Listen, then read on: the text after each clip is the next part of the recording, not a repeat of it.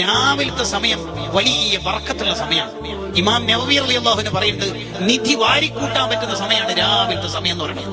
ആ സമയം മോനെ നഷ്ടപ്പെടുത്തല്ലേ എന്ന് പറഞ്ഞിട്ട് അൽ അദ്കാർ മിൻ കലാമി സയ്യിദുൽ അബ്റാർ എന്ന നവവി ഇമാമിന്റെ പ്രശസ്തമായ ഗ്രന്ഥത്തിൽ പറയാം, ഇനി നിനക്ക് കുറേ ദിക്റൊന്നും ചൊല്ലാൻ കഴിയുന്നില്ലെങ്കിലും ഒരു ദിക്റെങ്കിലും രാവിലെ നീ ചൊല്ലണം പ്ലീസ്.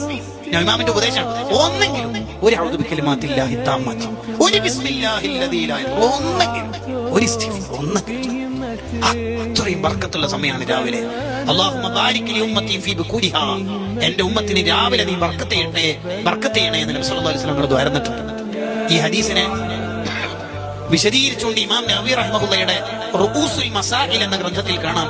അതുകൊണ്ട് രാവിലെ നിക്കാഹ് വൈകുന്നേരമല്ല, രാവിലെ സുന്നത്ത്. രാവിലെ തുടങ്ങി എല്ലാം രാവിലെ ചെയ്യാം. അത് ഭയങ്കര ബർക്കത്തായിരിക്കും. രാവിലെ പഠിക്കാനിരുന്ന് നോക്ക്, ഭയങ്കര ബർക്കത്തായിരിക്കും. രാവിലെ തുടങ്ങുന്ന ഷോപ്പ് വലിയ ബർക്കത്ത്.